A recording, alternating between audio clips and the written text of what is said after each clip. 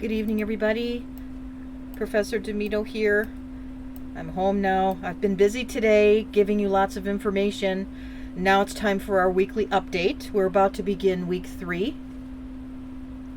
So, in week 3, things have changed a little bit. You're in discussion groups now. So, I have some of you had put yourself in groups. But I went in and had to move a couple of people just to even it out a bit. And you'll see in each group, this is just for one particular cohort. This is 163. I have assigned leaders. So now what is the leader's responsibility? The leader's responsibility is to ensure that the group works together collaboratively to put together the information for the upcoming posts. Now, if the leader elects to assign each member of the group a specific task, that's fine. I strongly encourage you to work together as a group. But however you want to do it, that's fine. It's the leader's responsibility to turn in the assignment. So now, each of the groups will be posting the assignment on the discussion board right here.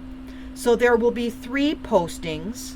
When you are posting, now let's look over this carefully because it's important for you to have a good understanding of the instructions now that you're going to be doing casework.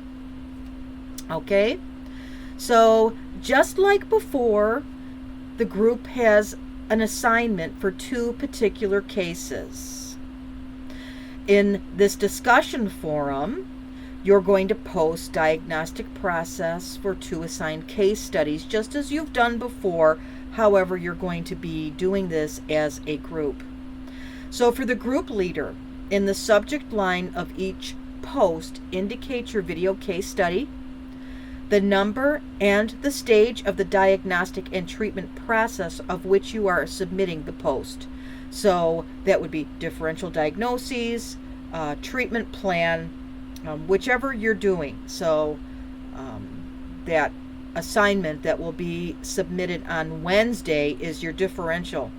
And then on Sunday, it is your diagnosis. So let's look at this. Beginning tomorrow at 8:30, patient videos and assessment data are available to be reviewed by students when accessing RealDX. Students will work together to create a list of subjective and objective information relevant to their differential diagnoses with rationale for each diagnosis made. Each individual student posts a different differential diagnosis, including subjective and objective information from the patient video and the assessment data. Additional labs that you would order if this were your patient. The differential diagnoses with a rationale for each potential diagnosis is due Wednesday, the 3rd, okay, by midnight. Now, you can do this when you're submitting this. Make sure that the group leader has all participating members' names at the top so that I know who's in the group. That's important too.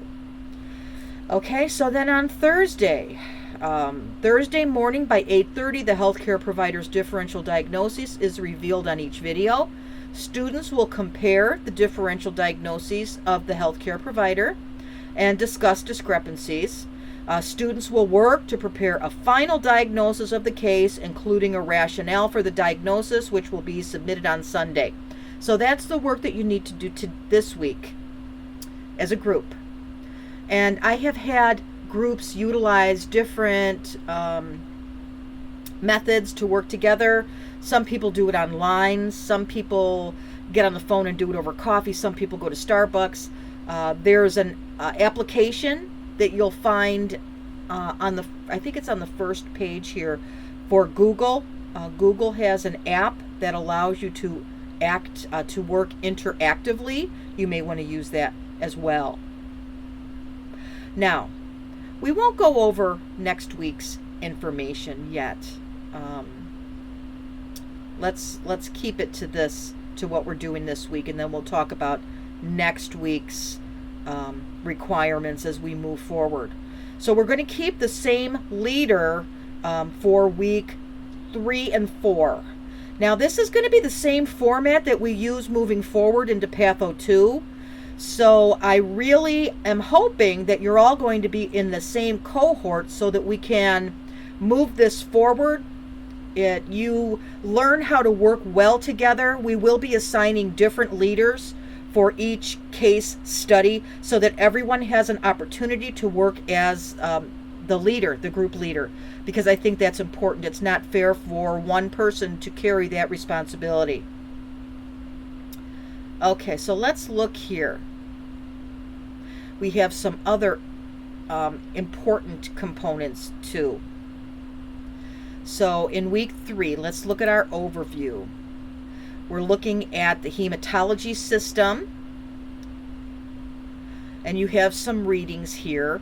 Another very important piece, you need to ensure that you are prepared to take the exam. Now, you are not going to be using ExamSoft any longer. ExamSoft is not going to be managing our exams, but you still do need to sign up to take the exam. So if you have any issues with that, I would like you to contact your faculty, or not your faculty, your student support or your student advisor tomorrow to ensure that that is all taken care of and set up so that you can take that exam when it is scheduled for you to be taking it. Okay? All right, let's go back here. I want to go back to week 3.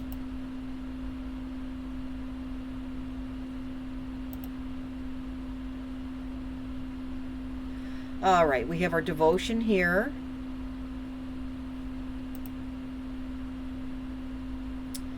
And let's keep moving forward. That's our case.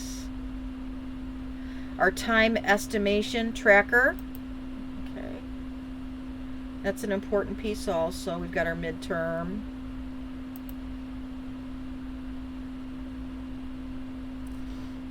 Okay. And something that is really, really important. I want you to, I am really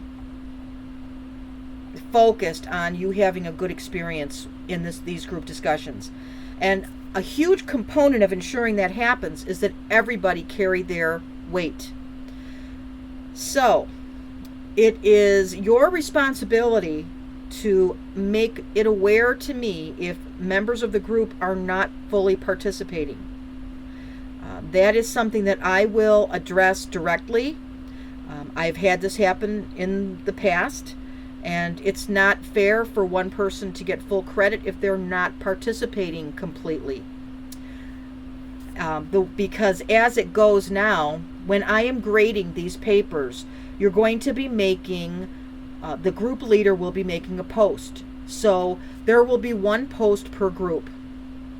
Then as you go in on week 4 to make your response posts and your comment posts on other people's postings, I will be looking at those individually. But as the group post is done, the group will be getting a grade.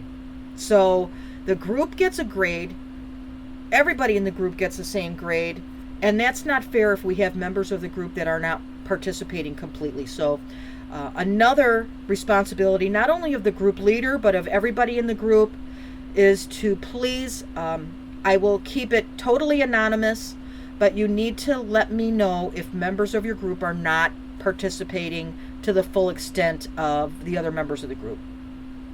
Okay? Now, I did post today a sample of the community disease portfolio first half, so I certainly hope that you take the time to look at that video. I think you'll find that helpful. Not only is it good to use for this course, but you will be using it in Patho 2. You're writing a second piece of the paper. And in subsequent classes that you take, you're going to be writing papers that have a similar content, but a different methodology. So I think you'll find that helpful in the long run as you move forward in your education here at Olivet.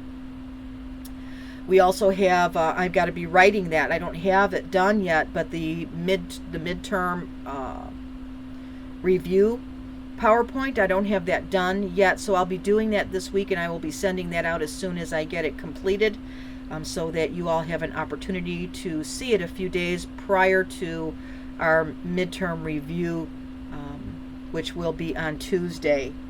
And I don't have my calendar in front of me. I'll look at this one.